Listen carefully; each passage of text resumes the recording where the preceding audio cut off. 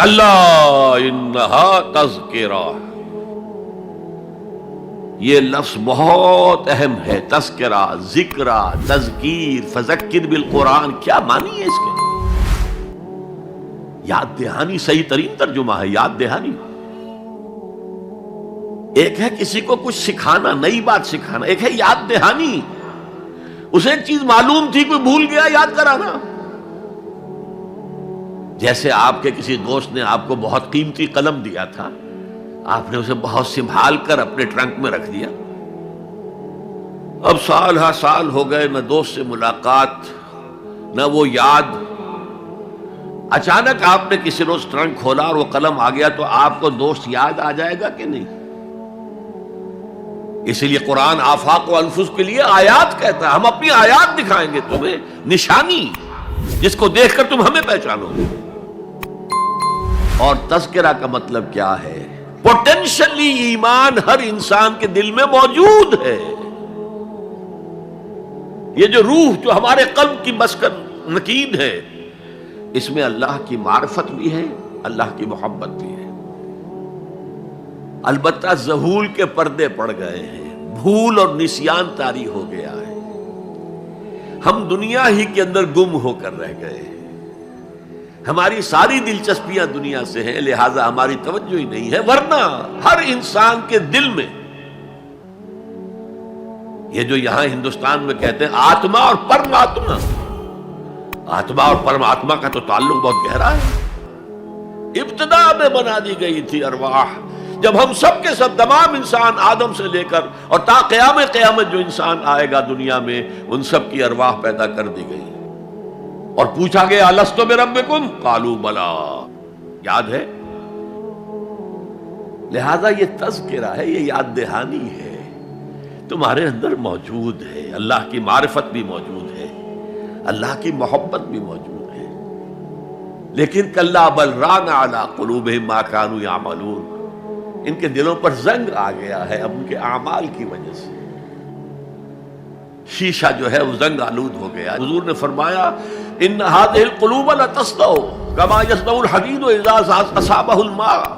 ان دلوں پر بھی زنگ آ جاتا ہے جیسے کہ لوہے کے اوپر پانی پڑتا رہے تو اس کو زنگ آ جاتا ہے۔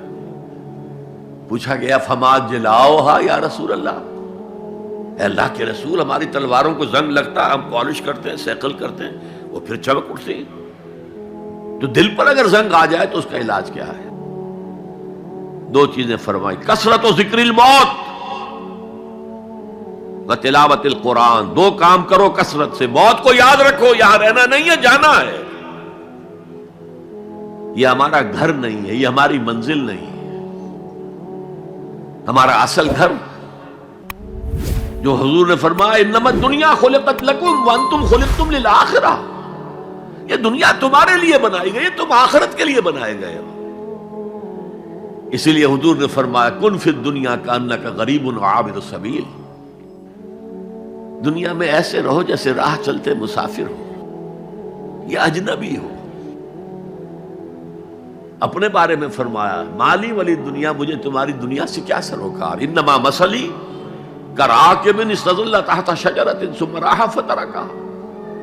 میری مثال اس مسافر کی سی ہے جو ذرا سستانے کے لیے کسی درخت کے سائے میں بیٹھتا ہے تھوڑی دیر، وہ اس کا گھر تو نہیں ہے، اس کی منزل نہیں ہے، پھر وہ اس کو چھوڑتا ہے، اپنا راستہ لیتا ہے۔ یہ اگر ہمارا تصور قائم ہو جائے، کلا انہا تذکرہ، اب اس کے بعد جو الفاظ آئے فی صحف مکرمۃ مرفوعۃ مطہرۃ بایدی سفرۃ کرام بررہ، یہ جو قرآن ہے، جو تذکرہ ہے، یہ بڑے ہی انتہائی پاکیزہ صحیفوں میں ہے، فی صحف مکرمۃ، بڑے باعزت، مرفوعۃ مطہرۃ، مرفوع بلند اور انتہائی پاک، بے ایدی سفرۃ، یہ کن کے ہاتھوں میں ہے؟ لکھنے والے وہ فرشتے، بے ایدی سفرۃ کرام بررہ، جو نہایت باعزت ہے، بہت وفادار ہیں اللہ کے۔ یعنی اصل قرآن کہاں ہے؟ لوح محفوظ میں ہے، اصل قرآن کہاں ہے؟ ابھی اگلی جو پڑھیں گے ہم، کتاب مکنون، چھپی ہوئی کتاب کے اندر ہے. اصل قرآن کہاں ہے؟ وَإِنَّهَا لَفِي أُمِّ الْكِتَابِ لَدَيْنَا لَعَلِيٌّ عَظِيمٌ. یہ تو